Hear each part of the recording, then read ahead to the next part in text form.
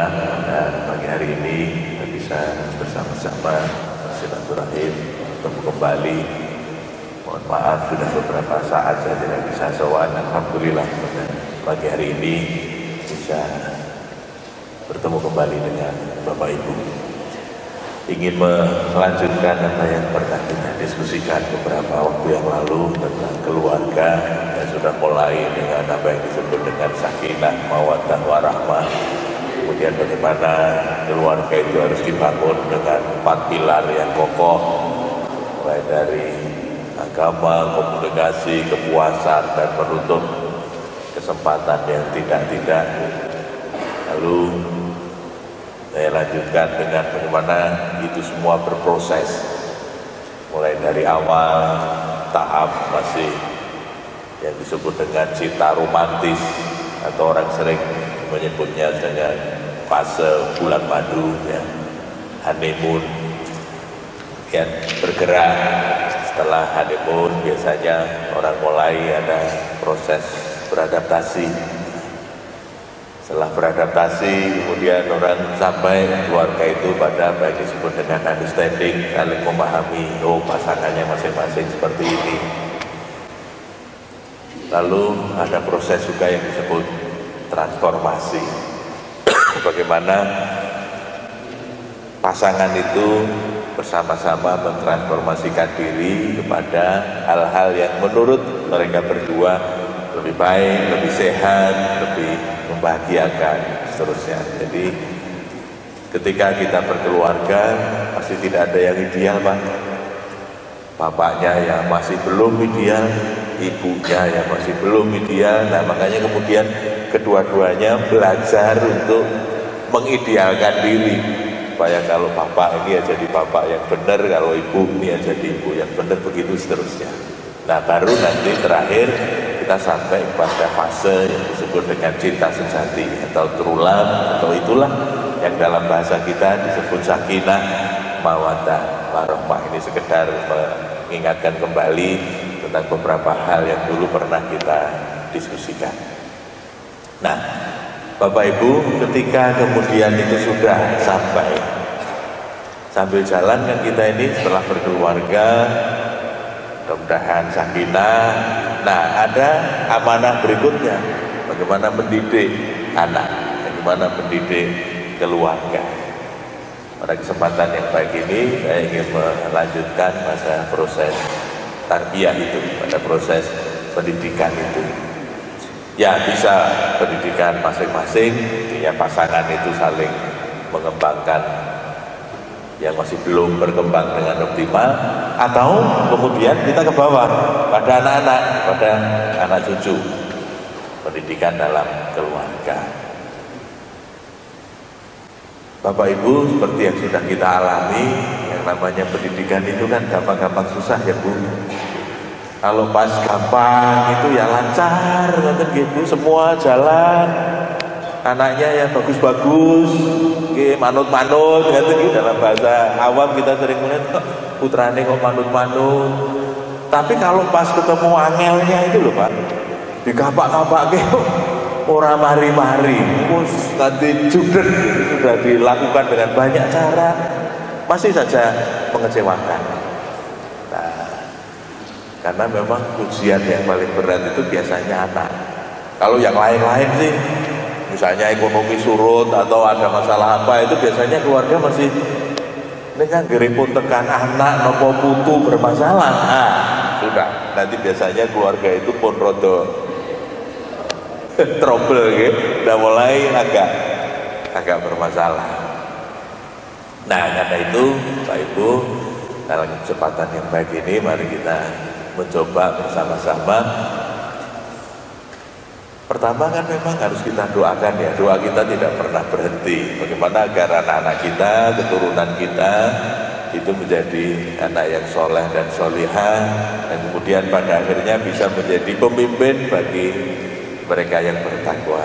Waj'alna lil muttaqina imama, bisa menjadi imam orang-orang yang hebat itu. Ini kurang karepe kita Bu, karepe. Nah, coba bagaimana sekarang kalau kita ditanya, anak ini mau menjadi apa gitu, sebagian besar jawabannya sama itu Bu, sukses dunia akhirat, soleh solihah, kan itu Bu, bakti dengan orang tua, berguna bagi masyarakat.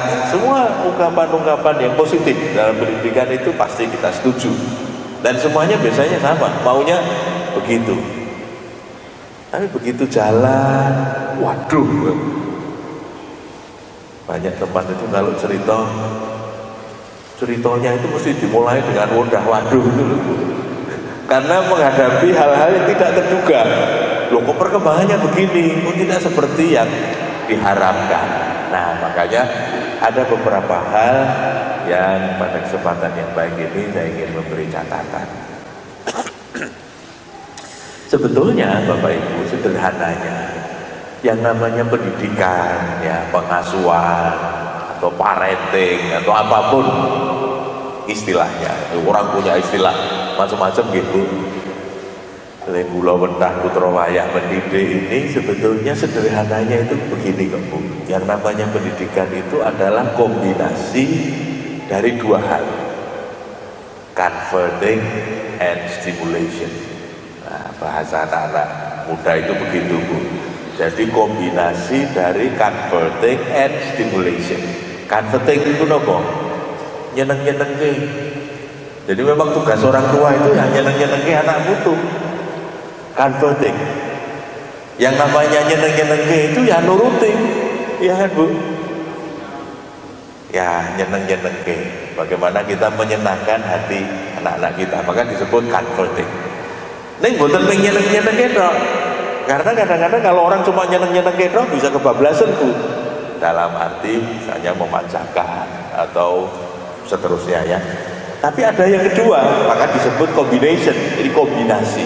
Yang satu itu namanya converting, yang kedua itu namanya stimulation. Stimulasi. Stimulasi ini apa? Merangsang,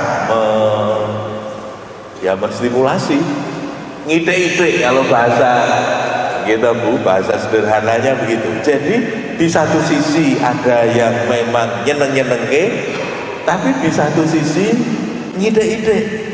Mungkin kadang-kadang nyeblak dalam bahasa sederhana kita, ngeleke, mengontrol. Nah, dalam bahasa lain yang nyeneng-nyenengke tadi, converting, itu disebut warmth. Tulisannya W-A-R-M-T-H, ya, warmth, memberikan kehangatan. Jadi tugas kita sebagai orang tua itu memberikan kehangatan dalam hubungan dengan anak-anak, ya, memberikan kehangatan. Yang kedua, yang tadi disebut stimulation, stimulasi, itu ada juga yang menyebutnya sebagai yang tadi namanya warmth, kehangatan. Nah, yang stimulation itu namanya kontrol, pengawasan, kendali. Ya namanya anak-anak gitu diawasi tuh Bu, diarah-arahke, makanya disebut kontrol, dikontrol. Nah, sing rada angel itu adalah bagaimana kita mengkombinasikan dengan benar. Wonten sing kokean angete Bu. Ada yang kebanyakan nyeneng-nyenengke. Nah, itu yang disebut memanjakan. Oh, nopo-nopo dituruti. Nopo-nopo. Nah, ada juga beberapa pengalaman keluarga kan Bu. Keluarga ini dulu prihatin, dulu kerja keras, menderita gitu, tapi kemudian sukses. Nah, ketika diparingi putra, nah kemudian wis sing rekoso cukup aku wae. Nah, ada naluri seperti itu kemudian napa Bu? Nyeneng-nyeneng ke putra wayah itu rada kebablasan. Nggih. Agak keterusan Pak, agak kelebihan gitu. Jadi anak seperti tidak diberi kesempatan untuk menderita, anak tidak diberi kesempatan untuk berjuang. Ibarat kalau orang mau jalan, sekira-kira marake nyandung, marake nopo, kakinya terluka itu sudah dihilangi dulu, sudah disaponi, pokoknya anak ini berjalan dengan sangat nyaman. memang Bu, kehangatannya tinggi. Nah, tapi sering kemudian kontrolnya kurang, pengawasannya kurang, lele-ele lengarahke kurang. Nah, nanti diperparah Bu, kalau anaknya tidak cuma satu. Ketika anaknya itu sudah 2, 3 dan seterusnya, kadang-kadang yang terjadi adalah perlakuan kita kepada anak-anak ini menjadi tidak sama ketika mengkombinasikan antara kehangatan dan kontrol. Wonten sing gandeng sing nomor 1 niku dilalah ya nurut persis karo ibune napa persis karo bapakne, sehingga kedekatan anak ini dengan anak pertama lebih. Dilalah sing nomor 2 niku rada cendrek ireng napa malih ngeyel nek didhawuhi ora terus temandan, tidak seperti yang pertama. Nah, tanpa sengaja Bapak Ibu seringkali respon kita kepada anak yang kedua berbeda dengan yang pertama. Nah, maka yang muncul kemudian adalah ada perasaan dibeda-bedakan. Oh, orang tua beda-bedake. Padahal sebetulnya tidak beda-bedake, cuma memang kondisi objektifnya itu membuat orang tua memberikan perlakuan yang agak berbeda. Nah, cuma karena agak berbedanya niku rada kerep, nah lalu menjadi sangat terasa.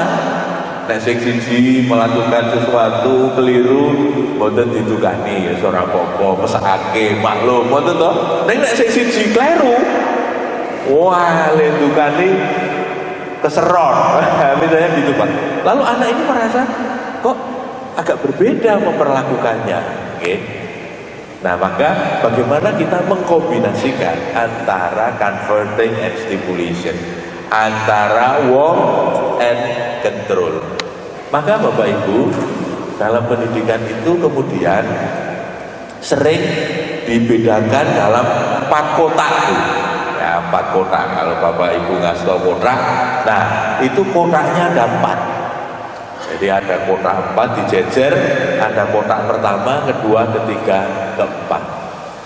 Di kotak yang pertama itu kalau digambar seperti gambar palang merah itu Bu, plus gitu ya. Nah, itu ada kotak pertama, kedua, ketiga, keempat. Sumbunya itu adalah kehangatan dan kontrol.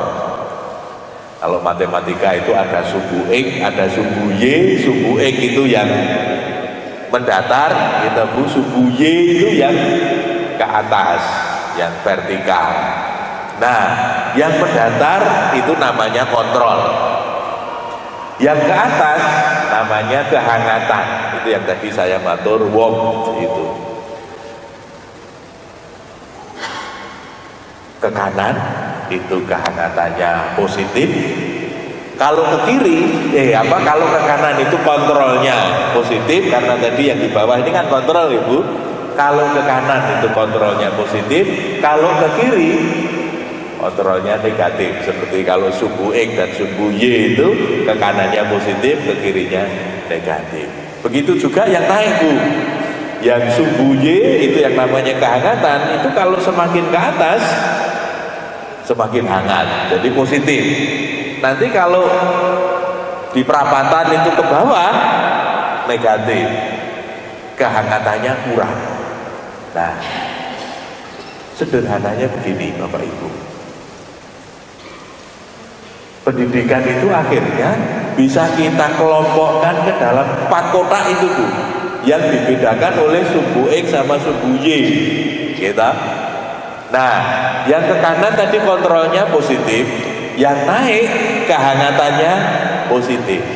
Nah, kalau pendidikan kehangatan sama kontrolnya itu semuanya positif, itu namanya otoritatif.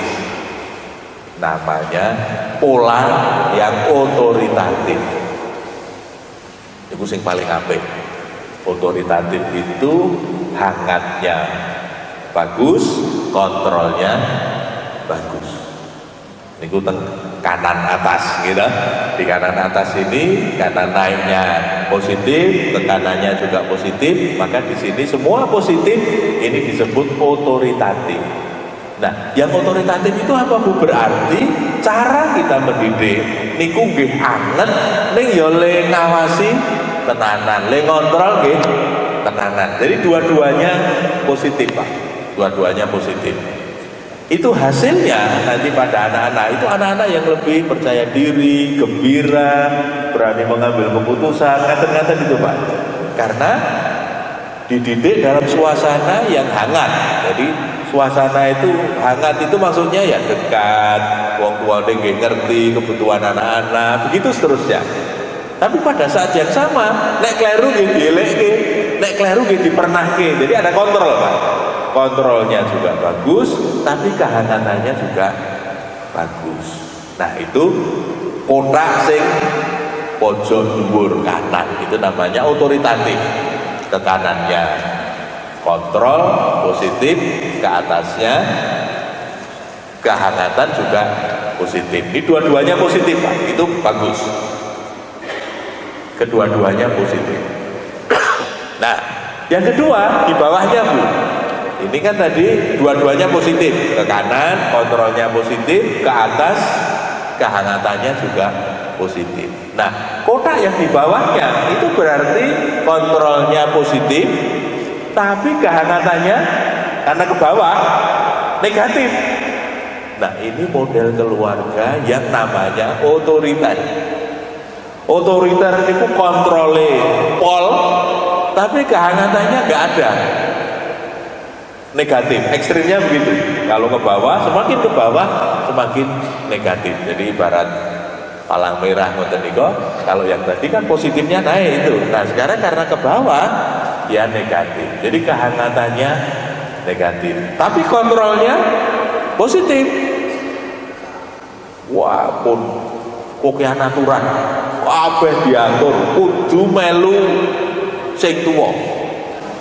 Kudu manut aku. Maka dalilnya bukan albiru manit tako, tapi albiru manut aku. Nah, gitu. Dalilnya gitu, Pak. Bukan albiru manit tako, tapi albiru manut aku. Nek ora manut aku ya ora bener. Maka kalau ada konflik misalnya antara anak dan orang tua, ini lagunya kalau yang otoriter yang ganti wong tua aku apa kowe. Nah, itu artinya otoritas yang yang diajukan itu adalah otoritasnya, haknya. Ya karepku toh, aku bisa ngoten niku lho, Pak. Itu yang tua yang kadang-kadang sesuai dengan maunya sendiri saja. Jadi kontrolnya kuat, tapi kehangatannya minus, kehangatannya kurang. Nek bangsa ngontrol, wah kenceng banget, Pak. Tapi suasananya menjadi tidak hangat. Nah, pola yang seperti ini namanya otoriter. Pola yang otoriter itu kontrolnya kenceng, neng boten pateh nyenengke. Situasinya itu masih nggak menyenangkan, Pak, karena kehangatannya nggak ada. Yang ada adalah suasana yang menakutkan. Nah, efeknya pada anak karena situasinya menakutkan, anak kemudian menjadi tidak berani mengambil keputusan, Pak. Soalnya nopo-nopo sing mutuske orang tua, sing tua. Jadi anak tidak diberi kesempatan untuk melatih mengambil keputusan sendiri. Nah, padahal pendidikan yang baik itu semakin lama anak itu harus semakin pintar mengambil keputusan. Mengambil keputusan yang bertanggung jawab. Tapi supaya kemudian pada akhirnya dia bisa mengambil keputusan yang bertanggung jawab, itu kan harus dilatih, kan, Bu? Sebentar-sebentar diberi kesempatan untuk mengambil keputusan. Ben latihan mengambil keputusan, karena mengambil keputusan itu tidak mudah. Nek boten diulang, tidak dibiasakan anak sejak kecil, itu nanti dia nggak bisa mengambil keputusan dengan benar, Pak. Nah, untuk menuju kepada berani mengambil keputusan yang benar, berani memperjuangkan pilihan-pilihannya, itu kan sejak kecil harus dilatih. Mohon maaf Bapak Ibu, saya melihat perkembangan yang tidak menggembirakan sekarang ini, terutama teman-teman mungkin juga mengalami. Seringkali kalau kita di kampus, ini kan sudah hampir pendaftaran mahasiswa baru. Lihat saja Bapak Ibu, sing daftar ke kampus sinten? Orang tua atau Bu? Nek biar boten nonton Pak. Kita dulu itu yang namanya mau kuliah, alamatnya ngendi, jurusane nopo, gue golek dhewe, takon dhewe, nanti antri dhewe, ngisi formulir dhewe. Enggak Bu. Saya masih ingat dulu waktu daftar gitu Pak, entah itu di Pulau Sumur atau di tempat lain, itu kalau yang namanya daftar masih pakai antri. Malam-malam kita antri semalaman, wah susah payah. Baru nanti pagi loketnya buka gitu. Itu semua dilakukan sendiri. Itu kan artinya apa Pak? Anak-anak sejak awal itu diajari untuk jajal dewe toh. Tapi sekarang ini Pak, ya Allah Pak, kalau saya perhatikan di kampus, saya daftar saomah, boten peng bapake, boten peng ibuke, kadang-kadang bahne nggih melu. Malah yang menarik itu kadang-kadang anaknya nggak ikut. Anaknya nggak ikut, sing kangelan, sing tuwa. Pernah di SD Sukonandi, saya didhawuhi ngisi begini ini Bapak Ibu dengan orang tua. Nah, sebelum saya yang ketiga itu dari dinas pendidikan menyangkut ujian. Nah, kan untuk ujian nasional gitu. Wah, saya datang lebih awal. Nah, saya mendengarkan bagaimana Bapak Ibu bertanya kepada narasumber yang dari dinas pendidikan itu Bu. Ya Allah Pak, itu koyo-koyo sing arep ujian itu orang tuanya takon soale, takon kisi-kisi, takon bukune, takon wah dengan sangat detail Bu. Nah habis itu kan saya yang disuruh matur. Nah saya matur ngaten, Bapak Ibu kok kesan saya tadi yang mau ujian kok Bapak Ibunya ya, yang cemas kok Bapak Ibunya. Mungkin anak-anaknya enggak apa-apa, tapi Bapak Ibunya oh nanti kalau nilainya enggak bagus bagaimana, kalau enggak dapat sekolah favorit bagaimana. Kita dulu enggak dapat sekolah favorit juga enggak apa-apa gitu Bu. Enggak apa-apa, hidup itu tidak harus di sekolah favorit kok. Ya orang sekolah di mana-mana boleh gitu Bu. Yang penting bagaimana kita mengembangkan diri. Bapak Ibu, ini sedikit intermezzo. Kemarin beberapa waktu yang lalu saya minggu lalu berkesempatan silaturahmi ke beberapa teman yang luar biasa. Pertama, silaturahmi ke Mas Bahrudin di Korea Toyiba di Salatiga. Jadi ada komunitas belajar namanya Korea Toyiba. Pernah masuk di KKND, ulasannya banyak di koran. Saya ingin lihat prakteknya kayak apa sih. Itu namanya Korea Toyiba. Kalau Solo Tigo itu lereng gunung nopo niku Bu? Gunung Slamet nggih, napa gunung nopo nek Solo Tigo? Merbabu ya Pak ya, Merbabu nggih, di lereng Gunung Merbabu. Itu di Kecamatan Tikir, di Kalibening. Kalibening di kaki bukit, itu anak-anak petani Bu. Petani, gunung, desa. Saya masuk ke sana itu Solo Tigo itu saya kemeringet Bu, masih jauh. Salatiga masih jauh. Nah, ada aktivis namanya Bahrudin, punya pikiran gimana bentuk komunitas belajar. Jadi anak-anak ini dibimbing di rumahnya dengan model tadi, menurut saya ideal dari sisi kontrol dan kehangatan. Pun koyo kancane dhewe, semua potensi anak difasilitasi, tapi juga diarahkan. Prestasinya Bu luar biasa. Ini sebetulnya hanya kelompok belajar. Kayak nek awake dhewe kejar paket iki lho Bu. Ada paket B, ada paket C, yang ujian penyetaraan itu Pak, penyetaraan SMP dan SMA. Awalnya mereka ini SMP. Tapi karena potensi anak didorong betul, dikembangkan, dilatih, difasilitasi, ya tentu seadanya karena di desa gitu. Tetapi prestasinya luar biasa Pak.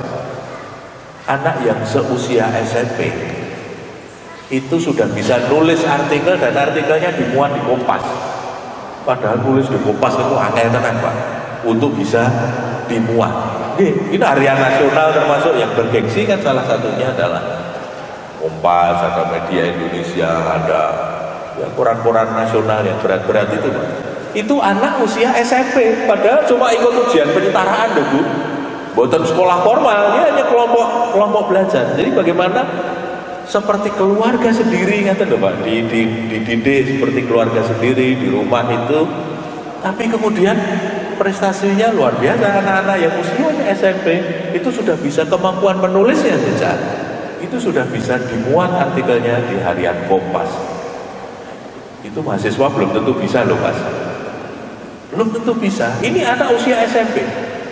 Kemudian yang karena mereka setelah SMP berkembang, akhirnya juga mendirikan SMA untuk yang setara SMA. Nah, anak-anak ini yang setelah setara SMA itu luar biasa, Pak. Ini ku cah desa anaknya petani di lereng Gunung Merbabu itu di Salatiga itu.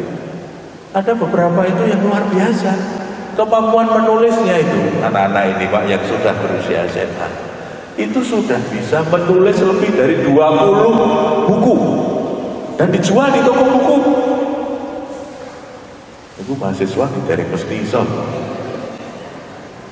SMA, tapi bukunya itu sudah bisa diterbitkan dan dijual di toko buku, Pak. Laku macam-macam judulnya.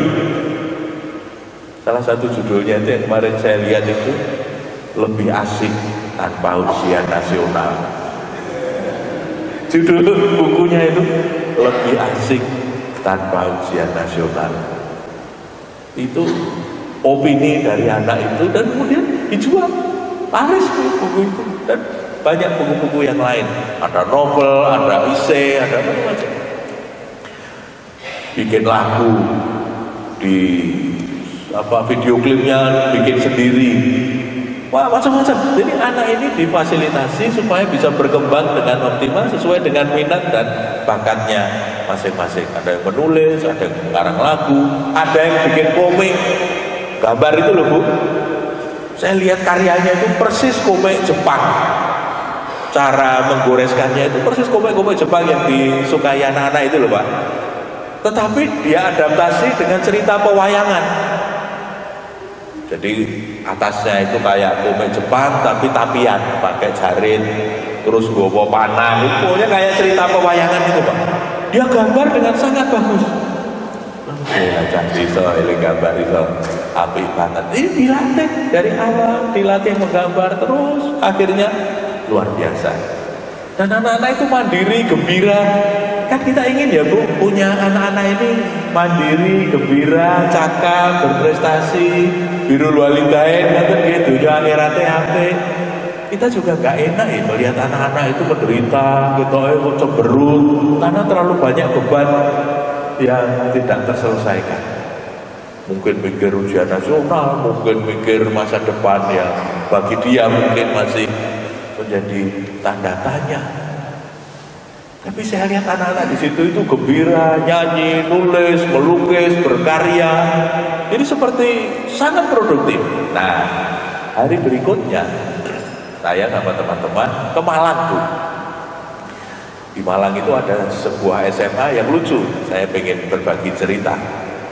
Namanya SMA Selamat Pagi Indonesia. Wah, aneh loh. Namanya itu SMA SPI. Letaknya di Batu, Pak. Dan tidak banyak orang tahu. Saya berkali-kali ke Malang itu yang baru kemarin itu ke sana, padahal sudah hampir 10 tahun itu, Pak. Yang sekolah itu sekolah kaya panti asuhan, Bu. Yatim piatu, yatim atau miskin. Syaratnya itu le sekolah teng mriku niku yatim piatu, yatim dan jelas miskin. Gratis, Pak. Beasiswa penuh, kaya panti asuhan tadi, Bu. Namanya sekolah SMA Selamat Pagi Indonesia. SMA SPI, kayak SMA biasa, tapi berasrama. Nah, di asrama inilah mereka dilatih kepribadiannya. Ada beberapa yang menarik, misalnya SMA ini multikultur, Pak. Multikultur itu artinya dari semua agama, dari semua suku. Jadi sengaja pakai kuota, Pak. Islam berapa persen, Kristen berapa persen, Buddha berapa, dikasih kuota. Jadi semuanya ada di situ. Kenapa disebut selamat pagi Indonesia? Ya supaya Indonesia itu ada di situ dan orang punya semangat seperti di pagi hari. Meskipun malam, ya sapaannya selamat pagi. Jadi tekrikon itu nek bengi, selamat pagi Bapak Ibu, ngoten niku. Kalau kita datang ke sana, sapaan tiap harinya ya selamat pagi, supaya menyiratkan semangat di pagi hari. Semua suku ada di situ, Bu, dari Sabang sampai Merauke. Difasilitasi tempat-tempat ibadahnya juga begitu, semuanya difasilitasi. Nah, yang ingin saya ceritakan, Pak, anak-anak ini kan asalnya anak-anak yatim, fakir miskin, datang ke situ itu dalam keadaan yang secara psikologis agak kurang menguntungkan. Karena apa? Biasanya minder, kurang perhatian, ya karena memang nggak ada yang memperhatikan, tentu karena orang tuanya sudah tidak ada, mungkin keluarga juga.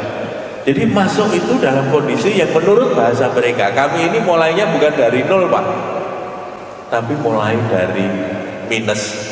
Tidak dari nol tapi minus, ya kami tidak percaya diri, kami ada masalah psikologis, kami macam-macam lah, karena diperlakukan yang tidak semestinya di keluarga. Nah, akhirnya masuk di sekolah itu yang namanya SMA kan 3 tahun, Pak. Nah, kelas 1, kelas 2, kelas 3 itu didampingi di asrama. Mereka menyebutnya praktek entrepreneurship, praktek kewirausahaan. Jadi memang di SMA ini penekanannya pada kewirausahaan, karena ini anak-anak dari keluarga miskin kan harus diajari bagaimana caranya cari duit biar bisa mandiri. Tapi yang namanya praktek kewirausahaan itu apaan, Bu? Termasuk nyabu, macul, di samping dodolan. Nah, singkat cerita, selama mereka sekolah di situ dan sekarang beberapa sudah menjadi alumni, itu menurut saya menarik sekali perkembangannya. Anak-anak yang sudah menjadi alumni itu kemudian mereka tetap tinggal di situ, karena kalau mau pulang ya nggak punya rumah, tentu rumahnya. Mereka cerita rumah kami itu ya gede, kemudian beralas tanah kecil sekali, itu pun bukan punya sendiri dan macam-macam. Yang ingin saya ceritakan, Bapak Ibu, ada anak yang ketika masuk di situ itu cerita bahwa saya dulu, Pak, sejak kelas 4 SD itu menjadi pembantu rumah tangga hanya supaya saya bisa sekolah. Saking nggak punya biaya, kelas 4 SD itu menjadi pembantu rumah tangga. Kemudian SMP dia jualan di pasar. Dia cerita, kadang-kadang Pak saya ini marah juga. Oh, yang lain bisa main-main, saya harus jualan ke pasar. Hanya untuk supaya saya bisa sekolah SMP. Karena ini jualan. Nah, SMA-nya masuk di SMA itu. Kemudian mereka bersama-sama mencoba belajar bisnis, usahanya macam-macam. Sekarang sudah ada 12 divisi usaha. Dilatih berusaha mulai dari yang kecil, Pak. Nah, termasuk mengelola tamu-tamu yang datang. Ada penginapan. Jadi karena di situ asrama, kan asramanya juga dibikin penginapan yang nanti kalau orang menginap di situ harus bayar. Singkat cerita, Bapak Ibu, omsetnya mencengangkan. Untuk penginapan saja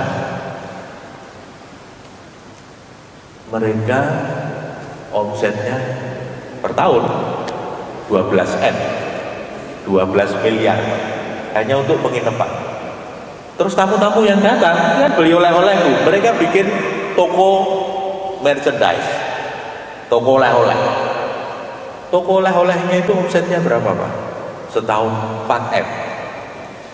Padahal niku mung dodolan oleh-oleh, Pak. Sing dodol kita cilik-cilik itu SMA kelas 1 loro telu kali seniornya yang baru 1-2 tahun lulus dari situ.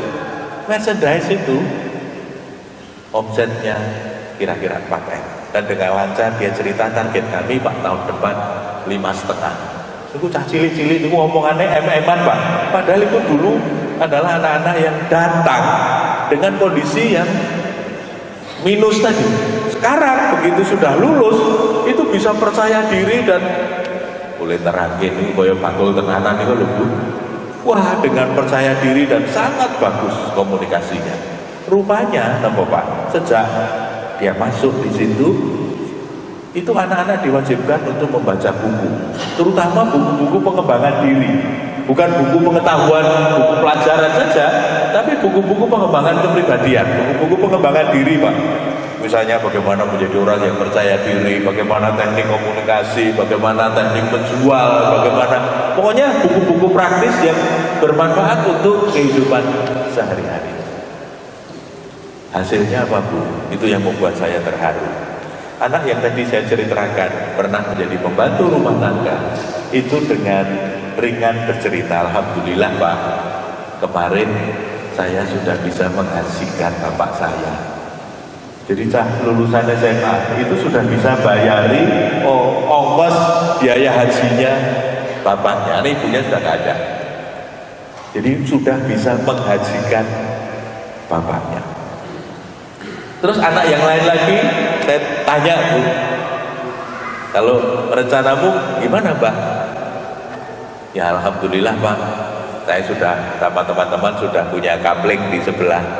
Sudah punya kaplingan, Bu? Sudah punya kapling di sebelah.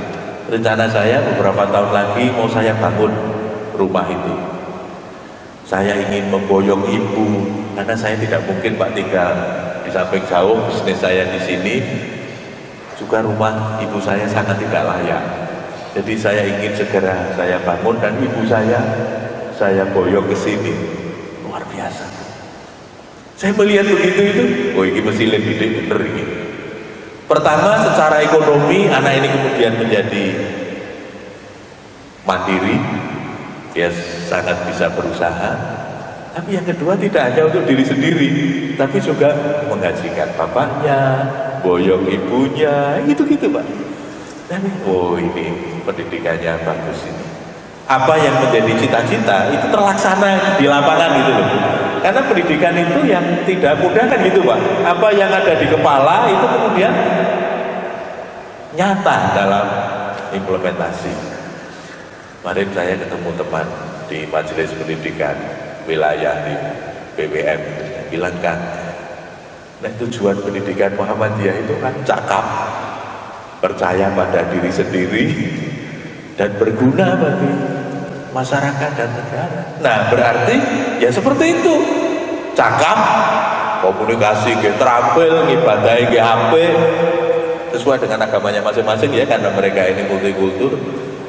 Tapi percaya pada diri sendiri. Nah yang lucu begini Bapak Ibu, pada saat mereka menerangkan salah satu produknya itu adventure. Adventure itu petualangan toh Pak. Jadi salah satu subnya itu adalah outbound. Nah kalau kita outbound itu sebetulnya menjadi hanya salah satu bagian saja dari adventure. Nah mereka punya beberapa paket adventure. Nah ini anak yang baru lulus beberapa tahun ini Bu, di hadapan kami itu menerangkan dengan sangat bagus bagaimana produknya yang namanya adventure. Dia cerita Pak, dia cerita bagaimana orang dulu nggak mengenal adventure. Nah, ini kan soal mengenalkan produk baru gitu loh Bu. Orang tahunya cuma outbound, tapi kami menawarkan adventure. Wah dia cerita panjang lebar. Nah yang membuat teman-teman saya ketawa, karena teman-teman ini kan tahu saya belajar psikologi Bu, saya di Fakultas Psikologi. Nah anak ini menerangkannya begini Pak, kalau di dunia marketing itu yang penting kan apa Pak? Kita mainkan sisi-sisi psikologisnya itu loh Pak. Kita sentuh pakai psikologis dari teman-teman itu jawel-jawel saya. Lagi waktu mau diulang cile. Tapi kan menarik sekali bagaimana anak itu dengan sangat percaya diri menerangkan bagaimana marketing bisnis yang sedang mereka kembangkan. Nah, karena kebutuhan di situ, lalu mereka mengembangkan lagi, ada unit lagi yang namanya tour and travel. Nah, ketika anak itu diberi amanah untuk mengelola tour and travel, tidak punya pengalaman tuh. Terus paket pertamanya apa Pak? Tour ke Bromo. Nah, yang lucu, anak ini belum pernah ke Bromo, tapi menawarkan paket tur ke Bromo. Apa yang dia lakukan Bu? Browsing. Dia cari di internet, dia cari. Akhirnya dia tahu yang namanya Bromo, perjalanan berapa lama, begini begitu. Dia bikin leaflet, ditawarkan, meyakinkan orang. Akhirnya ada kelompok yang mau ke Bromo. Nah, dia kan harus mengantar ke Bromo. Dia harus nerangkan, Bu. Dia mulai nerangke nggih mergo saka internet niku udah derek nate teng Bromo. Tapi itulah anak muda yang berani, yang kemudian bisa meyakinkan orang lain. Dan hasilnya MM-an itu loh, Bu. Awake dhewe nggih MM-an kita, Bu. 500, 1000. Nah itu M-nya miliar betul ya, Bu. Jadi tour ini, tour and travel ini baru 1-2 tahun, Pak, omsetnya sudah hampir 1 M. Ada dimulai dari nggak ngerti Bromo, nggak ngerti dunia tour, mereka sudah punya armada sekarang. Kalau misalnya kita mau piknik ke sana, itu bisa aja naik kereta, nanti dijemput oleh anak-anak ini yang jemput, Bu, pakai mobilnya sendiri, dijemput. Nanti kalau ada hitungannya tuh, Bu. Nanti kalau nginep ada hitungannya lagi. Nanti kalau makan, mereka punya usaha juga restoran. Itu sing blonjo nggih bocah-bocah niku, sing masak nggih bocah-bocah niku, sing melayani nggih bocah-bocah niku, Bu. Sing jadi manajer ya anak-anak itu. Oh, ini yang namanya pendidikan yang nyata, gitu, Bu. Mereka menyebutnya dengan istilah pendidikannya itu namanya experiential learning. Jadi belajar sambil mengalami, dibimbing. Nek janjane awake dhewe riyen diulang wong tuwa nggih ngoten niku ta, Bu, jak ning pasar, jak kulaan, jak. Akhirnya kemudian kita punya kepekaan, saya tahu nyang-nyangan Cino itu karena dulu sering diajak simbah ke Kulaan, ke Bringarjo, bakule Cino, supaya yang lain tidak tahu le nyang-nyangan piro, kan pakai angka-angka bahasa Cina itu. Si bahasa saya itu tidak sekolahan, Pak, tapi bisa. Nah saya karena sering dengar, ya sedikit-sedikit bisa. Nah itu kan karena dari pengalaman, diajari lewat pengalaman. Nah sayangnya Bapak Ibu, model pendidikan kita sekarang itu justru yang banyak pengalaman itu dikurangi, ditarik kokean teori. Padahal orang itu naik kokean teori sujud malah wedi untuk melangkah. Nah sementara yang saya lihat di lapangan itu beberapa pola pendidikan yang saya anggap berhasil itu justru banyak pengalamannya, seperti kita dulu diajari langsung kon ngewangi. Nah saya sekolahanku, simbah saya itu tidak sekolahan. Dulu kalau saya ngewangi di toko, simbah saya dulu jualan kain, Bu. Kalau jualan kain itu kan hitung-hitungannya rada rumit, Bu. Misalnya kain itu 1 meter, katakanlah misalnya berapa ribu gitu, kan kalau laki-laki belinya misalnya 1 meter 1,5 atau 1,10 misalnya gitu, Bu. Itu terus ketemunya piro, itu saya cari kalkulator, Bu.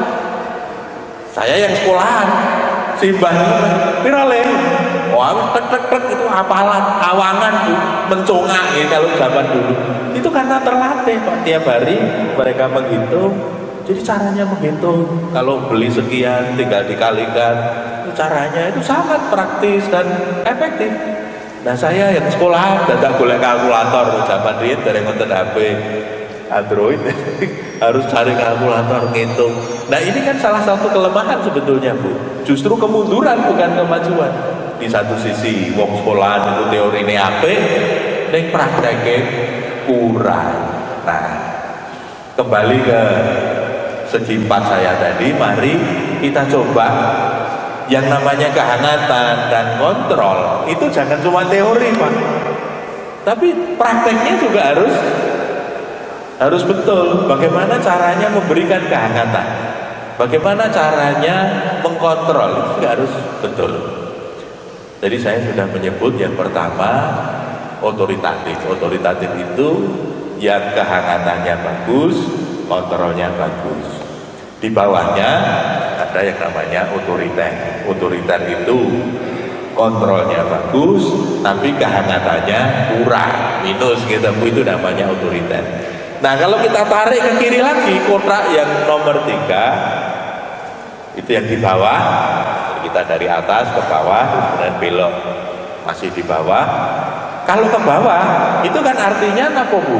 Kontrolnya kurang, kehangatannya kurang. Nah itu yang paling bawah, ini kotak yang paling bawah ini kontrolnya kurang, kehangatannya kurang. Nah ini yang paling parah ini Bu. Anak ini dicuekin. Nah biasanya banyak yang bermasalah itu di sini.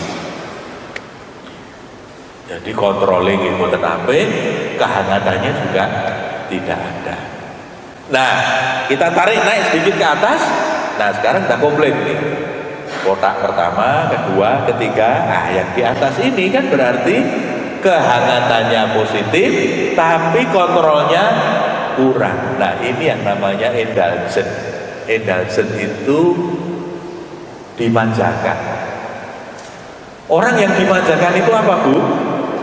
Kehangatannya pol, apa-apa dituruti, apa-apa dikancani, tapi kontrolnya kurang.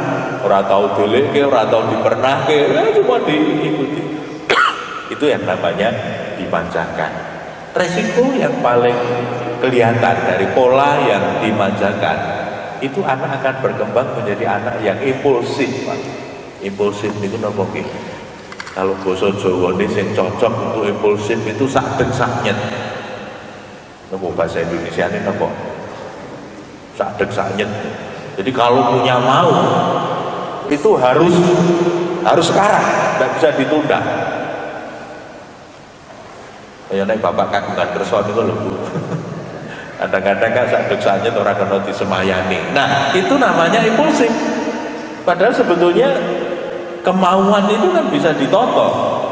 Maka ada istilah noto hati, menata keinginan itu bisa Pak.